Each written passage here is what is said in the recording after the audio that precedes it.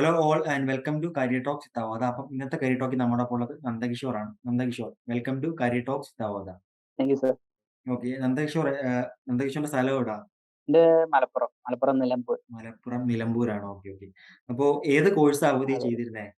ഞാന് graphical designing, video editing കോഴ്സായിരുന്നു ചെയ്തത്. Graphic design and video editing ആയിരുന്നു. ഓക്കെ, എന്തായിരുന്നു ആ അതെ, അതെ. കോഴ്സ് ചൂസ് ചെയ്യാനുള്ള ഒരു റീസൺ എന്തായിരുന്നു? എനിക്ക് എഡിറ്റിങ്ങിനോട് നല്ല താല്പര്യം ഉണ്ടായിരുന്നു. ആക്ച്വലി ഞാന് ഒരു ഷെഫാണ്. ദുബായിലായിരുന്നു. അപ്പൊ അവിടുന്ന് ഒരു ഷെഫാണ്. ചെറിയൊരു ആക്സിഡന്റ് പറ്റിയിട്ട് നാട്ടിലോട്ട് വന്നു. അതെ, അതെ. Okay okay. അപ്പൊ ഇങ്ങനെ എന്തോ പറ്റി? ഇരുന്നപ്പോ ആക്സിഡന്റ് അവിടെ വെച്ച് പറ്റിയാണോ? ആക്സിഡന്റ് അവിടെ വെച്ച് പറ്റിയതാണോ? ദുബായിൽ വെച്ച് പറ്റിയതാണോ? അതെ, ഞാൻ അവിടുത്തെ കിച്ചണിലൊന്ന് വീണിട്ട് എനിക്ക് കൈ ചെറുതായിട്ടൊന്ന് കംപ്ലൈന്റ് ആയിരുന്നു. അപ്പൊ അതിന്റെ ഓക്കെ. ഒരു ട്രീറ്റ്മെന്റിന് വേണ്ടി നാട്ടിലോട്ട് വന്നതാ. അപ്പൊ എന്തായാലും 3 മാസം 4 മാസം റെസ്റ്റ് വേണമെന്ന് ഡോക്ടർ പറഞ്ഞപ്പോ ഞാനിങ്ങനെ യൂട്യൂബിൽ കണ്ടതാണ്. എഡിറ്റ് ചെയ്യാൻ നല്ല താല്പര്യം ആദ്യം തന്നെ ഉണ്ടായിരുന്നു. ചെറിയ ചെറിയ എഡിറ്റിംഗ് ചെയ്യായിരുന്നു. പിന്നെ അവരുടെ കോഴ്സ് ചേർന്ന് കഴിഞ്ഞപ്പോഴാണ് മനസ്സിലായത് ഞാൻ ഒറ്റയ്ക്ക് പഠിച്ച എഡിറ്റിംഗ് ഒന്നും അല്ല എഡിറ്റിംഗ്.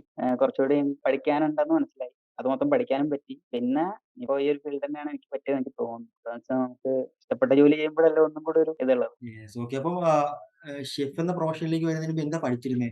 ഞാന് പ്ലസ് ടു കഴിഞ്ഞിട്ട് ഇതേപോലെ വിഷ്വൽ കമ്മ്യൂണിക്കേഷൻ പോകാനായിരുന്നു ആഗ്രഹം. പക്ഷേ വീട്ടുകാർക്കൊന്നും ചെറിയ ഒരിതില്ലാത്തത് കൊണ്ട് തന്നെ ഡിഗ്രിക്ക് ചേർത്തു. ഡിഗ്രി കംപ്ലീറ്റ് ചെയ്യാൻ പറ്റിയില്ല. പിന്നെ ഹോട്ടൽ മാനേജ്മെന്റിന് ചേർന്നിട്ട് ഷെഫായി, കുക്കായി ഷെഫായി. ഓക്കെ. മാറി. അപ്പം താല്പര്യമില്ലാത്തൊരു മേഖലയിലായിരുന്നു വർക്ക് ചെയ്തോണ്ടിരുന്നേ അല്ലേ? ഓക്കെ. അപ്പൊ താല്പര്യം ഇല്ലാന്ന് തന്നെ പറയാം. Okay okay. അപ്പം ഗ്രാഫിക് ഡിസൈൻ എന്നൊരു കോഴ്സ് അബോധയിൽ ചൂസ് ചെയ്തിട്ട് എങ്ങനെ ഉണ്ടായിരുന്നു? പുതിയൊരു കരിയറിലേക്ക് പോയപ്പോഴത്തേക്ക് ഷെഫ് എന്നൊരു ബാക്ക്ഗ്രൗണ്ടിൽ നിന്ന് ഗ്രാഫിക് ഡിസൈൻ എന്നൊരു ബാക്ക്ഗ്രൗണ്ടിലേക്ക് വന്നപ്പോ എങ്ങനെ ഉണ്ടായിരുന്നു? ലൈഫിൽ ഒരു എക്സ്പീരിയൻസ് എങ്ങനെ ഉണ്ടായിരുന്നു? എക്സ്പീരിയൻസ് എന്ന് പറഞ്ഞാൽ ഇത് നല്ല ഞാൻ പറഞ്ഞല്ലോ നമുക്ക് ഇഷ്ടപ്പെട്ട ജോലി ചെയ്യുമ്പോൾ നമുക്ക് ഒന്നും കൂടെ ഒരു ഇൻട്രസ്റ്റ് അല്ലേ ചെയ്യാം. ക്ലാസ് എല്ലാം ഇരുന്ന് ഒരു ടൈം വെച്ചിട്ട് ആ ടൈമിനെ ഇരുന്ന് എല്ലാം ചെയ്തിട്ട് 3 മാസത്തെ കോഴ്സ് ഞാൻ 2 മാസം കൊണ്ട് കംപ്ലീറ്റ് ചെയ്തു. ഇന്റേൺഷിപ്പിന് കേറി. ഇപ്പൊ ഇന്റേൺഷിപ്പ് ചെയ്തുകൊണ്ട് ഇന്റേൺഷിപ്പ് ചെയ്തുകൊണ്ടിരിക്കുന്നു. ഓക്കെ. എവിടാ ഇന്റേൺഷിപ്പ് ചെയ്യുന്നത്? കമ്പനി ഡീറ്റെയിൽസ് ഒന്ന് പറയാമോ? കമ്പനി ഡീറ്റെയിൽസ് തിരുവനന്തപുരത്തുള്ള കമ്പനിയാണ്. അക്സിഫൈന്നാണ് ഡിജിറ്റൽ മാർക്കറ്റിംഗ് എന്ന കമ്പനിയുടെ പേര്. ജിപേ. ഓക്കെ. അപ്പൊ ഇന്റേൺഷിപ്പ് സ്റ്റാർട്ട് ചെയ്തിട്ട് എങ്ങനുണ്ട്? അവിടുത്തെ ഒരു എക്സ്പീരിയൻസ് എങ്ങനുണ്ട്? എക്സ്പീരിയൻസ് എനിക്ക് നല്ല എക്സ്പീരിയൻസ് ആയിരുന്നു. കാരണം എന്തെങ്കിലും ഡൗട്ട് ഉണ്ടെങ്കിൽ അവര് പറഞ്ഞു തരും. പിന്നെ എന്താന്ന് വെച്ചാ നമുക്ക് അറിയാം എന്താ പറയുന്ന വർക്കുകളൊക്കെ തരുന്നത് നല്ല സിമ്പിൾ വർക്കുകളും എന്തെങ്കിലും ബുദ്ധിമുട്ടുണ്ടെങ്കിൽ അവരോട് ജസ്റ്റ് ചോദിച്ചാൽ അവര് അപ്പൊ തന്നെ പറഞ്ഞു തരും. എനിക്ക് ഇഷ്ടപ്പെടുന്ന വർക്കുകളാണ് തരുന്നത്. ഞാൻ പെട്ടെന്ന് പെട്ടെന്ന് ചെയ്ത് കൊടുക്കുന്നുമുണ്ട്.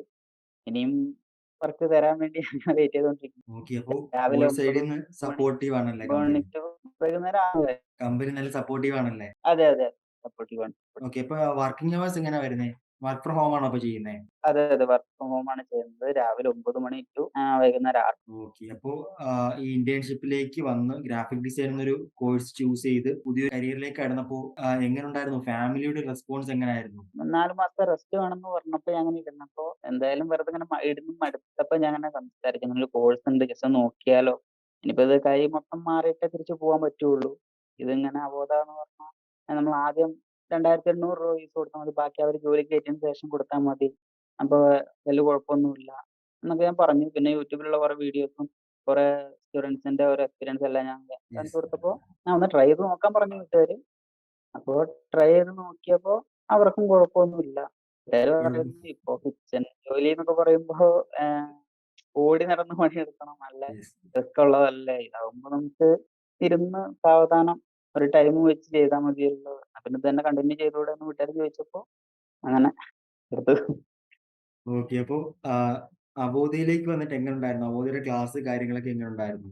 ക്ലാസ് ഒക്കെ നല്ല ക്ലാസ് തന്നെയായിരുന്നു. നമുക്ക് ഇഷ്ടമുള്ള ടൈമില് നമുക്ക് ഇപ്പോ ബാക്കിയുള്ള ഓൺലൈൻ ലൈവ് ക്ലാസ് ഒക്കെ ആണെങ്കിൽ ആ ക്ലാസ് അറ്റൻഡ് ചെയ്തില്ലെങ്കിൽ ആ ക്ലാസ് പോയി. ഇത് അങ്ങനെയല്ല. നമുക്ക് എപ്പോഴാണോ നമുക്ക് ഫ്രീ ടൈം കിട്ടുന്നത് അപ്പൊ കേറിയിരുന്ന് നമുക്ക് ഡീറ്റെയിൽ ആയിട്ട് കേട്ട് മനസ്സിലാക്കാം, കണ്ട് മനസ്സിലാക്കാം. ഇനി അത് നമുക്ക് എന്തെങ്കിലും ഡൗട്ട് ഉണ്ടെങ്കിൽ വീണ്ടും നമുക്ക് റിപ്പീറ്റ് അടിച്ച് കാണുക ഒക്കെ ചെയ്യാം. നല്ലൊരു യെസ്. ഹെൽപ്ഫുൾ ക്ലാസ് തന്നെയായിരുന്നു. നല്ല ക്ലാസ്സായിരുന്നു. ഓക്കെ. അപ്പൊ നന്ദകിഷോർ ഏത് ടൈമിലാ അറ്റൻഡ് ചെയ്തുകൊണ്ടിരുന്ന ക്ലാസ്? ഞാൻ ക്ലാസ് വൈകുന്നേരം 7 മണിക്ക് അറ്റൻഡ് ചെയ്യാറുണ്ട്. രാവിലെ രാവിലെ അറ്റൻഡ് രാവിലെ. ചെയ്യാറ്. ഓക്കെ. ആ ഒരു ടൈമിൽ അറ്റൻഡ് ചെയ്തിരുന്നല്ലേ. അപ്പൊ അതിന്റെ ഇടയ്ക്ക് ഡൗട്ട് കാര്യങ്ങളൊക്കെ വരാറുണ്ടായിരുന്നോ? ഡൗട്ട് അങ്ങനെ വലിയ ഡൗട്ട് വരാറില്ല. ആ ഒരു ചെയ്യുന്ന വർക്കുകള് ഞാൻ ആഹ് ക്ലാസ്സിന്റെ കൂടെ തന്നെയായിരുന്നു ആ വർക്കെല്ലാം ചെയ്ത് നോക്കിയിട്ടുണ്ടായിരുന്നത്. ക്ലാസ് പ്ലേ ചെയ്ത് നോക്കിയിട്ട് നേരെ ആ സോഫ്റ്റ്വെയറിൽ ആ വർക്ക് അപ്പപ്പോ ചെയ്യും. എന്തെങ്കിലും ഡൗട്ട് ഉണ്ടെങ്കിൽ വീണ്ടും അതൊന്നും കൂടെ ഒന്ന് ബാക്ക് അടിച്ചിട്ട് കാണും. അങ്ങനെ അങ്ങനെയാണ് ചെയ്തത്. ഓക്കെ. അല്ലാതെ അപ്പൊ വലിയ വലിയ ഡൗട്ട് ഡൗട്ട് ഒന്നും ക്ലിയറിംഗ് വന്നിട്ടില്ല. സെഷൻ അറ്റൻഡ് ചെയ്യാറില്ലായിരുന്നോ? ഇല്ല ഞാൻ അങ്ങനെ 9 അവർ. ക്ലാസ് എല്ലാം കഴിഞ്ഞിട്ടായിരുന്നു ഞാൻ അതില് കേറിയിട്ടുണ്ടായിരുന്നത്. ഓക്കെ. അടുത്ത അപ്പൊ സ്റ്റേജിലേക്ക് റിവൈൻഡ് ഞാൻ അടിച്ച് ഇങ്ങനെ തന്നെ സ്വന്തമായിട്ട് തന്നെ ക്ലിയർ ചെയ്യായിരുന്നു അല്ലേ? അതെ, അതെ. കൂടെ ചെയ്ത് പോകുന്നോണ്ട് തന്നെ അല്ലേ? ആ, അതെ, അതെ. Okay, okay. അപ്പൊ ഇന്റേൺഷിപ്പിലേക്ക് വരുന്നതിന് മുമ്പേ ജാപ്പ് അറ്റൻഡ് ചെയ്തില്ലായിരുന്നോ? ജാപ്പ് അറ്റൻഡ് ചെയ്തിട്ടുണ്ടായിരുന്നു. ഓക്കെ. അപ്പൊ ജാപ്പ് അറ്റൻഡ് ജാപ്പില് ചെയ്തിട്ട് എങ്ങനെയാണൊരു ഫീഡ്ബാക്ക്? ജാപ്പിലൊരു പ്രൊസീജിയർ എന്താണ്? ജാപ്പില് എന്താന്ന് വെച്ചാ നമുക്ക് ഇഷ്ടമുള്ള സ്ഥലങ്ങളിലൊക്കെ ജോലികളൊക്കെ നമുക്ക് കാണുന്നുണ്ട്. വർക്ക് ഫ്രം ഹോം ആണെങ്കിലും വർക്കറ്റ് ഓഫീസ് ആണെങ്കിലും കാണുന്നുണ്ട്. പക്ഷെ ജാപ്പിന്റെ ഒരെണ്ണം അറ്റൻഡ് ചെയ്യുമ്പോ ലാംഗ്വേജിന്റെ ചെറിയൊരു പ്രശ്നം വരുന്നുണ്ട്. അതായിരുന്നു ഒരു ഇത് വന്നു. അപ്പോ എന്തായാലും നോക്കാം എന്നുള്ള കുറച്ചു നേരം ജാപ്പിൽ നിന്നിട്ട് ബാക്കിയുള്ള സ്റ്റുഡൻസിനെ ഒന്ന് കണ്ട് നോക്കിയിട്ട് എങ്ങനെയാണെന്നൊക്കെ ആക്കി മനസ്സിലാക്കിയിട്ട് ഒന്ന് ചെയ്യാന്ന് വെച്ച് ഇങ്ങനെ ഇരുന്നപ്പോഴാണ് എനിക്കിങ്ങനെ ഒരു അവധിന്നൊരു കോള് വരുന്നത് ഇന്റേൺഷിപ്പ് ചെയ്യാൻ താല്പര്യമുണ്ടോ എന്ന് വെച്ചിട്ട്. പോർട്ട്ഫോളിയോ ഒക്കെ അയച്ചു കൊടുത്തു. പിന്നെ ആ കമ്പനിന്ന് വിളിച്ചു. അങ്ങനെ കേറി ചെയ്തു. ഓക്കെ. അപ്പൊ കമ്പനി ഇന്റർവ്യൂ ഉണ്ടായിരുന്നോ? കമ്പനി ഇന്റർവ്യൂ ഉണ്ടായിരുന്നു. അവര് ഉണ്ടായിരുന്നോ? അപ്പൊ ജസ്റ്റ് ചോദിച്ചു കാര്യങ്ങളൊക്കെ ചോദിച്ചു എല്ലാം പറഞ്ഞു തന്നു. അവരെന്താണ് കൂടുതൽ ടാർഗറ്റ് ചെയ്യുന്നത് മറ്റേ സോഷ്യൽ മീഡിയാസ് ആണ് നമുക്ക് കൂടുതൽ കിട്ടുന്നത്. പിന്നെ വേറെ കോംപ്ലിക്കേറ്റഡ് ആയിട്ടുള്ള വർക്കുകളൊന്നും ഇല്ലാന്ന് അവര് കാര്യങ്ങളൊക്കെ പറഞ്ഞ് മനസ്സിലാക്കി. ആഹ് അന്ന് രാത്രി തന്നെ എനിക്ക് ഓഫർ ലെറ്റർ അവര് അയച്ചു തന്നു. പിറ്റേ ഓ, ദിവസം വെരി തന്നെ ഗുഡ്, വെരി ഗുഡ്. ജോയിൻ ചെയ്യാൻ പറ്റുമെന്ന് ചോദിച്ചു. അപ്പൊ ഓക്കെ. ഓക്കെ ചെയ്യാന്നും പറഞ്ഞ് ചെയ്തു.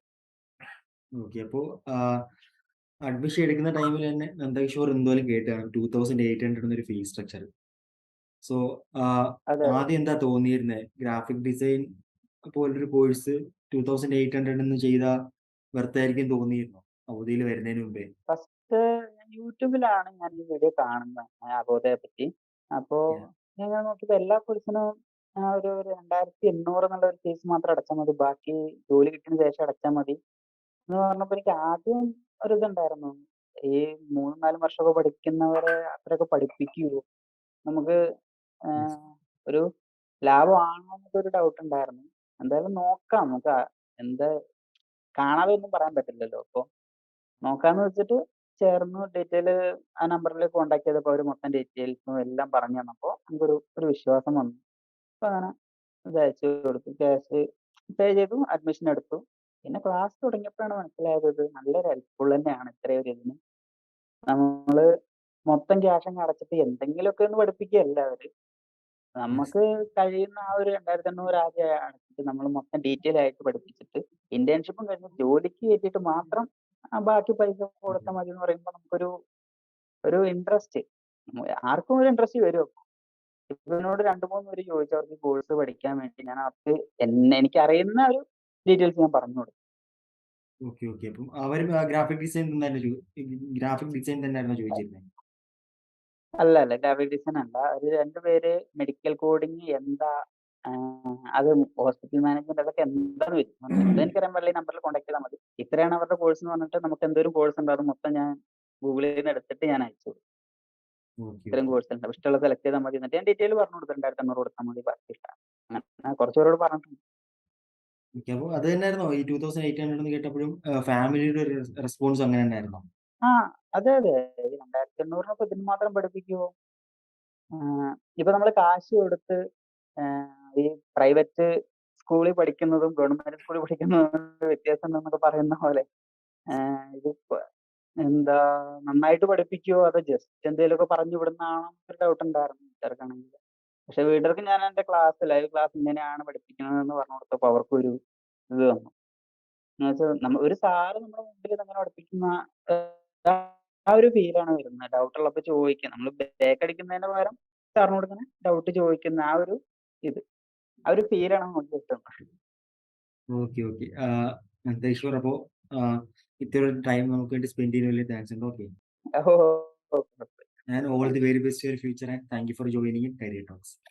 Thank you sir. Seminar film academy എന്ന് പറഞ്ഞ ഒരു അക്കാദമിയിലാണ്. എനിക്ക് SBI ക്യാപ്പിലാണ് ജോലി റെഡി ആയിരിക്കുന്നത്. മൈത്ര കമ്മ്യൂണിറ്റീസ്.